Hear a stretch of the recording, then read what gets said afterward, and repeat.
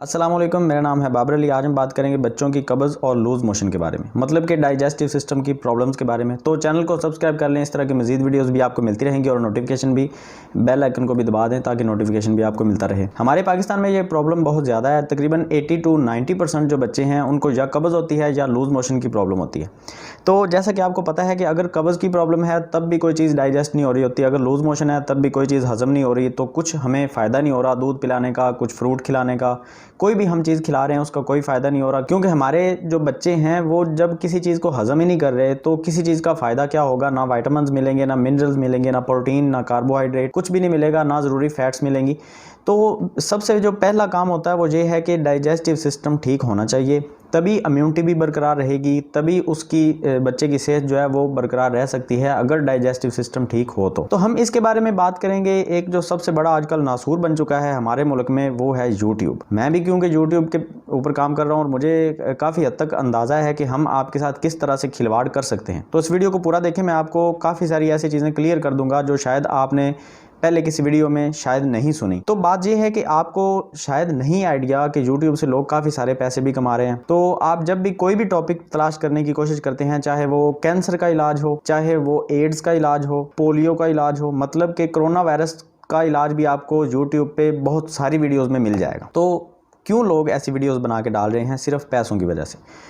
तो कब्ज़ या लूज़ मोशन बच्चों की ये तो एक बहुत ही छोटी सी प्रॉब्लम है, इसके ऊपर तो आपको लाखों वीडियोस मिल जाएंगी। इंडिया और पाकिस्तान में ये उर्दू और हिंदी समझने वाले जो लोग हैं उनको इस तरह की बहुत सारी वीडियोस मिल जाएंगी। आप जैसे लिखेंगे बच्चों की कब्ज़ तो आगे खुद ही यूट्यूब सजेस्ट कर देता है कि ये वीडियो देख लें, ये वीडियो देख लें। तो आपको लाखों की तादाद में ऐसी वीडियोज़ मिलती हैं जिनमें कब्ज़ और लूज़ मोशन की दवाइयाँ बताई होती हैं। तो हम उससे पहले आगे चल के इसके बारे में मैं आपको और भी डिटेल के साथ बता दूंगा कि उन वीडियोस में क्या बताया जाता है और असल में वो चीज़ें क्या होती हैं। लेकिन उससे पहले मैं आपको थोड़ा सा आगाह कर दूं कि अगर आपके बच्चों के साथ ऐसी कोई प्रॉब्लम आ रही है तो 3 किस्म के बच्चे जो हैं वो ग़िज़ा इस्तेमाल कर रहे होते हैं। या तो मदर फीडिंग होती है, माँ दूध पिला रही होती है, या भैंस का या गाय का दूध पी रहे होते हैं बच्चे, या डब्बे वाला दूध जिसको हम सूखा दूध कहते हैं, खुश्क दूध कह लेते हैं, ड्राई मिल्क। तो ये जो पाउडर वाला दूध होता है या भैंस वाला दूध है, इसकी एक दफ़ा बात छोड़ दें।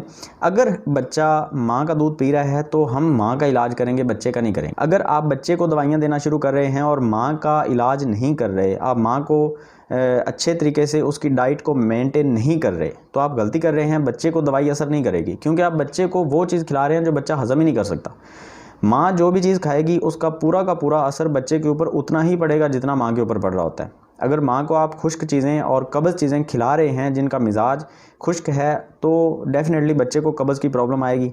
अगर माँ को आप इतनी ताकत वाली चीज़ें खिला रहे हैं जो बच्चा हज़म ही नहीं कर सकता, तो जो दूध में बच्चे को असर पहुंच रहा है वो बच्चा हज़म नहीं करेगा और बच्चे को लूज़ मोशन होंगे। हम बच्चे को सिर्फ वही ग़िज़ा देंगे जो बच्चा हज़म कर सकता है। तो हम क्योंकि दवाई के बारे में बात नहीं कर रहे, हम बात कर रहे हैं ग़िज़ा के बारे में। तो अगर आप ये गलती कर रही हैं, मैं आपको एक छोटी सी और हकीकत के बारे में आगाह करना चाहता हूँ। हमारे गांव देहात में तो ये सिस्टम बहुत ज़्यादा चलता है, क्योंकि मैं खुद गांव देहात से बिलोंग करता हूँ, तो मुझे इस चीज़ का बहुत अच्छे तरीके से आइडिया है कि जैसे ही बच्चा पैदा होता है तो जो लड़कियों की माएँ होती हैं या उनकी जो ससुराल वाले होते हैं उनके जहन में एक बहुत ही अजीब सा एक मिथ है, आप कह सकते हैं कि वहम है एक, कि माँ को जितना देसी घी खिलाया जाएगा उतनी माँ ताकतवर हो जाएगी। और आप इस चीज़ के साथ मेरे ख्याल से आप भी बिल्कुल एग्री होंगे और कमेंट सेक्शन में भी लाजमी बताएं अगर आपके साथ भी ऐसा हुआ है कभी, तो लाजमी बताएं। क्योंकि मेरी ज़्यादातर सब्सक्राइबर्स लड़कियां हैं तो मुझे आइडिया है कि आपको भी इस चीज़ के बारे में ज़रूर पता होगा कि जैसे ही बच्चा पैदा होता है माँ को फ़ौरन देसी घी में बनी हुई चीज़ें खिलानी शुरू कर दी जाती हैं। उसमें पिनियाँ भी आ जाती हैं, उसमें सीरा भी होता है जिसको हम फलजीरा भी कहते हैं पंजाबी में, और हलवे वगैरह होते हैं देसी घी में बने हुए, गोश्त भी देसी घी में पका के दे रहे होते हैं। देसी घी इतना ज़्यादा इस्तेमाल करवाया जाता है कि आप बातें छोड़ दें। इतना पानी इस्तेमाल नहीं करवाया जाता जितना देसी घी का इस्तेमाल करवाया जाता है। पानी के ऊपर तो कोई गौर ही नहीं करता कि पानी भी माँ की ज़रूरत है। पानी को तो समझ लें कि ज़रूरत के तौर पे इस्तेमाल किया जाता है कि जितनी ज़रूरत है बस उतना पी लें कि बस जान बची रहे, बाकी तो देसी घी का ही इस्तेमाल हो रहा होता है। और देसी घी का इस्तेमाल करते हुए हम ये भी भूल जाते हैं कि हमें कितनी फ़ैट चाहिए, कितना प्रोटीन चाहिए, कितने कार्बोहाइड्रेट हमें चाहिए और कितनी हमें कैलोरीज चाहिए। क्योंकि माँ बच्चे को पैदा करने के बाद कोई भी ऐसा सख्त काम नहीं कर रही होती, माँ बेड के ऊपर लेटी हुई है। अक्सर ऑपरेशन वाली जो माएँ हैं वो तो तकरीबन 2 से 3 महीने तो वो अच्छे तरीके से चल फिर भी नहीं सकते, मतलब कि ज़्यादा तेज़ भागना या चलना तो इस तरह से भी नहीं होता, 2-3 महीने कम से कम। और जो नॉर्मल डिलीवरी वाली माएँ होती हैं उनको भी ये प्रॉब्लम होती है कि वो सख्त काम नहीं करती, क्योंकि बहुत ज़्यादा ब्लीडिंग भी हो जाती है, बहुत ज़्यादा वीकनेस भी हो जाती है, दर्द को सहने के बाद एक बंदे के ऊपर बहुत ज़्यादा एक बर्डन होता है।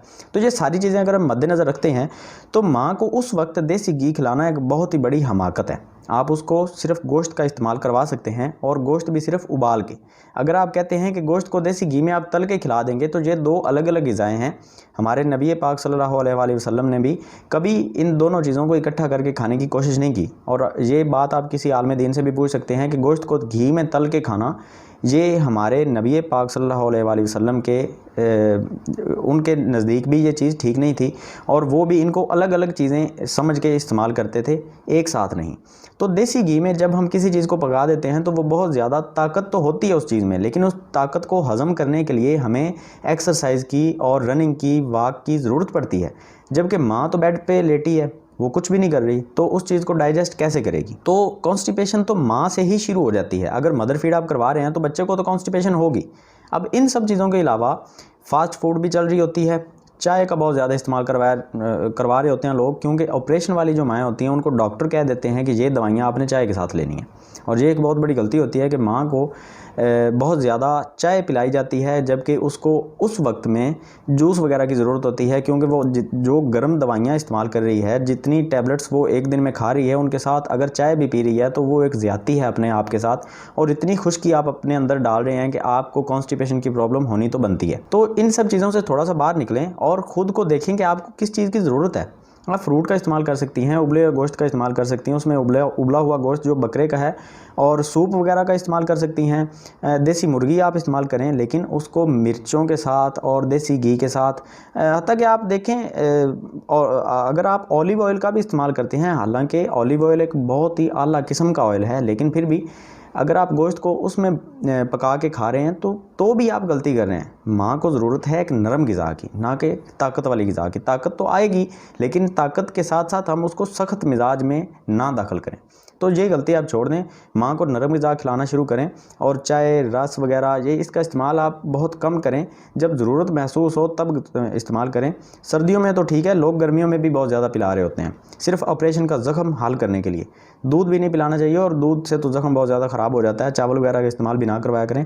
खैर, इसके ऊपर एक अलग से एक वीडियो बन सकती है, बहुत लंबा टॉपिक है। हम वापस आते हैं अपने टॉपिक के ऊपर कि अगर बच्चा दूसरे 2 किस्म का दूध पी रहा है, गाय भैंस का या डब्बे वाला दूध, जो पाउडर वाला दूध होता है, अगर वो पी रहा है तो उसमें क्या करना चाहिए बच्चे के साथ? देखें, अगर आपका बच्चा बहुत छोटा है और वो बता नहीं सकता कि उसको क्या प्रॉब्लम आ रही है, तो आप जज नहीं कर सकते कि उसके पेट में दर्द है, या उसको सीने में जलन हो रही है, या उसके स्टमक में कुछ प्रॉब्लम है। आप जज नहीं कर सकते। अगर आपका बच्चा कब्ज़ का शिकार है तो वो साथ में कब्ज़ के साथ उसके अंदर और क्या क्या चेंजिंग आ रही है, क्या क्या उसको तकलीफ़ हो रही है, वो आपको नहीं बता सकता। और आप क्योंकि प्रोफेशनल नहीं हैं, और मैं भी बच्चों का प्रोफेशनल नहीं हूँ, तो बेहतर है कि आप किसी हकीम या डॉक्टर के पास ले जाएं। जैसा कि मैंने आपको पहले अर्ज़ की है कि यूट्यूब हमारे मुआशरे का एक नासूर बन चुका है, और उसी टॉपिक को मैं इसके साथ जोड़ना चाहूँगा कि देखें, यूट्यूब के ऊपर आप जिन चीज़ों को तलाश कर रहे हैं, ये इन चीज़ों का इलाज नहीं है। हम जस्ट आपको ये बता सकते हैं कि किसी प्रोडक्ट के बारे में मैं आपको ये बता सकता हूँ कि इस मोबाइल में 4 GB रैम है, 64 GB मेमोरी है, इसकी स्पीड इस तरह से हो सकती है। इसके अलावा मैं आपको ये बता सकता हूँ कि फ़लाँ क्रीम मैंने यूज़ की, उसके मुझे ये रिज़ल्ट मिले, और मेरी स्किन ड्राई थी, मुझे अच्छे रिज़ल्ट मिल गए। मेरी स्किन ऑयली थी, मुझे बुरे रिज़ल्ट मिल गए। मैंने फेस वॉश इस्तेमाल किया, मुझे अच्छे रिज़ल्ट मिले या बुरे रिज़ल्ट मिले। मैं जस्ट आपके साथ इतना ही शेयर कर सकता हूँ। या किसी चीज़ की अगर कोई कंपनी साइड इफ़ेक्ट लिख के मुझे दे रही है तो इंग्लिश में है, अगर आप इंग्लिश नहीं पढ़ सकते तो मैं आपको उसकी उर्दू ट्रांसलेशन करके सुना सकता हूँ। बस इस हद तक आप यूट्यूब से इन्फॉर्मेशन ले सकते हैं। अगर इस हद से आप आगे बढ़ेंगे, बहुत ज़्यादा नुकसान उठाएंगे। किसी प्रोफेशनल के पास जाएं, थोड़ी सी फ़ीस अदा करें। मुफ्त में हर चीज़ नहीं हो सकती, और बच्चों के इलाज में डेफिनेटली आप इस चीज़ को छोड़ दें, और कभी भी यूट्यूब के ऊपर बच्चों का इलाज तलाश ना करें। वैसे तो आप जैसे ही कब्ज़ के बारे में या लूज़ मोशन के बारे में जैसे ही आप लिखते हैं तो काफ़ी सारी वीडियोस आपको मिल जाती हैं, और उन वीडियोस में क्या बताया जाता है, बच्चों को ये कावा दे दें, बच्चों को ये सौगी दे दें, ये गरी का इस्तेमाल करवा दें, ये जनाब छुआरे का पानी पिला दें, कब्ज़ टूट जाएगी, छिलका इस्तेमाल करवा दें, बिलंगू इस्तेमाल करवा दें। आपको इस तरह की काफ़ी सारी अहमकाना वीडियोस मिल जाएंगी। लेकिन क्योंकि मैंने जब ये चैनल स्टार्ट किया था तो मेरी एक कोशिश ये थी कि मैं जितनी भी ऐसी वीडियोस हैं मैं उनकी नफ़ी करूं, और मैं अगर खुद ही ऐसा काम करने लगूंगा कि मैं आपको खुद से ही बताने लगूंगा कि आप बच्चों के साथ ऐसा खिलवाड़ करना शुरू कर दें, वो बहुत ही एक ज़्यादती वाली बात है और मैं ऐसा कभी भी नहीं करूँगा। मेरे ख्याल से मुझे ऐसी ज़रूरत ही नहीं है। और व्यूज़ नहीं मिलते तो ना मिले, मैं आपके साथ ऐसा कोई झूठ बोलने वाला हूँ नहीं कि आप बच्चे की कब्ज़ टूट जाएगी 1 दिन में 2 दिन में। अच्छा, अगर एक मिसाल के तौर पे मैं आपके साथ कोई होम रेमेडी शेयर कर भी देता हूँ, आप इस्तेमाल कर भी लेंगे मुझ पे एतबार करके, उसका कोई साइड इफ़ेक्ट आ जाता है, आप मुझे कहाँ ढूंढेंगे? आपको मेरे घर तक का पता नहीं मालूम तो आप मुझे कहाँ पे ढूंढेंगे? तो इन सब चीज़ों को ज़हन में रखा करें। यूट्यूब के ऊपर इन चीज़ों की इलाज तलाश ना किया करें बिल्कुल भी। यूट्यूब जस्ट आपको किसी एक चीज़ का रिव्यू तो दे सकता है, लेकिन आपकी हेल्थ के बारे में यूट्यूब आपको नहीं बता सकता। यही वजह है कि मैं अक्सर लोगों को इंस्टाग्राम पे ये बता रहा होता हूँ कि वीडियो में मैंने एक चीज़ की इन्फॉर्मेशन दे दी है, आप जस्ट उस इन्फॉर्मेशन को फॉलो कर सकते हैं, क्योंकि मैं उसके ऊपर काफ़ी प्रिकॉशंस दे रहा होता हूँ, एहतियात के साथ आपको बता रहा होता हूँ कि अगर आप ये क्रीम का इस्तेमाल करना चाहते हैं तो सबसे पहले उसका पैच टेस्ट करें, किसी एक जगह पे इस्तेमाल कर लें। ज़्यादा लंबा नहीं करूँगा, शॉर्टली बताऊँगा। और उसके बाद आप क्रीम को इतनी देर इस्तेमाल करें, इससे भी कम इस्तेमाल कर लें, ज़्यादा ना करें। सोप का इस्तेमाल ना करें। मैं चीज़ों से आपको मना कर रहा होता हूँ, मैं आपको चीज़ों के ऊपर लगा नहीं रहा। और अगर किसी चीज़ का मुझे रिव्यू 100% बिल्कुल ओके रिव्यूज़ मिल रहे हैं तो वो मैं आपके साथ शेयर कर देता हूँ कि लोग इसके बारे में ये सोचते हैं। मैं कभी भी अपनी तरफ से कोई अंधाधुंध आपको कोई पैरवी करने के लिए नहीं कह रहा कि ये क्रीम मैं लेके आया हूँ, आप इसको इस्तेमाल करते जाएं और मुझे किसी कंपनी वाले ने कोई पैसे दे दिए तो मैं आपके साथ वो चीज़ एक शेयर कर दूँ। ऐसा मैं कभी नहीं करूँगा और इंशाल्लाह मुझे ऐसी कोई ज़रूरत भी नहीं करने की। और जो लोग ऐसा कर रहे हैं मैं उनको भी मना करूँगा कि बच्चों की ज़िंदगियों के साथ खिलवाड़ करना छोड़ दें। छोटे बच्चे हैं, उनका आपको नहीं पता कि वो किस किस तकलीफ़ से गुजर रहे हैं, उनके ऊपर तजर्बे करने बंद करें और ये एक्सपेरिमेंट डॉक्टरों को ही करने दें, ताकि अगर कोई प्रॉब्लम आए तो कम से कम आप किसी को कहने के काबिल तो हों कि हम किसी प्रोफेशनल के पास गए थे। अब उसकी गलती है कि उसने हमारे बच्चे के साथ ये खिलवाड़ कर दिया, उसने कोई मेडिसिन गलत दे दी या उसने कोई आपको डाइट प्लान गलत दे दिया, तो वो उसकी गलती हो सकती है, लेकिन आप घर में एक्सपेरिमेंट ना करें प्लीज़। ऐसी चीज़ों के बारे में पूछना यूट्यूब से छोड़ दें। और मेरी वीडियोस के ऊपर आप देख सकते हैं कि मैंने कभी भी ऐसी कोई चीज़ आपके साथ शेयर नहीं की और ना मैं आगे करूँगा और ना ही मुझे कोई ज़रूरत है। तो बाकी वीडियोज़ में अगर आपको कोई चीज़ें मिल रही हैं तो बिल्कुल एक्सपेरिमेंट ना करें अपने बच्चों के ऊपर। और दूध है, मैं जस्ट आपको ये कह सकता हूँ कि दूध आप चेंज करके देख लें। एक किस्म का दूध आप पिला रहे हैं, डब्बे वाला नहीं ठीक, तो आप भैंस का दूध पिला के देख सकते हैं। अगर बच्चा पी सकता है आसानी से, अगर नहीं पी रहा उसका भी आप डॉक्टर से पूछें कि इसका क्या करें। अगर गाय का दूध नहीं हजम हो रहा तो भैंस का पिला के देख रहे हैं, उसका कोई साइड इफेक्ट नहीं होगा। दूध है, चेंज करके देख सकते हैं। बस इतना ही करें, इससे आगे ना जाएं। एक हद है, आप प्रोफेशनल नहीं हैं, एक हद है आपके लिए, एक लिमिट है। उस लिमिट को क्रॉस करेंगे तो आपको नुकसान होंगे और नुकसान उठाने से बेहतर है कि आप किसी प्रोफेशनल के पास चले जाएं। 500, 1000, 2000 रुपए की बात है, इतनी लंबी चौड़ी बात नहीं है जो हम यूट्यूब के पर आ गए हैं ढूंढने कि हम इसको किस तरह से ठीक करें। तो खैर आज की वीडियो में इतना ही। अगर आपको कोई बात बुरी लगी है तो सॉरी। अगर वीडियो अच्छी लगी है तो लाइक कर दें, चैनल को सब्सक्राइब करके बेल आइकन को दबा दें इस तरह की मजीद वीडियोस देखने के लिए। और लोगों का इंकशाफ मैं आपके सामने रखता हूँ अक्सर, और मेरी कोशिश होती है कि लोग जो झूठ बोल रहे हैं आपसे, मैं उनके ऊपर से पर्दा उठाता रहूँ और मेरी कोशिश हमेशा यही रहेगी इंशाल्लाह। और दुआओं में याद रखें। अल्लाह हाफिज़।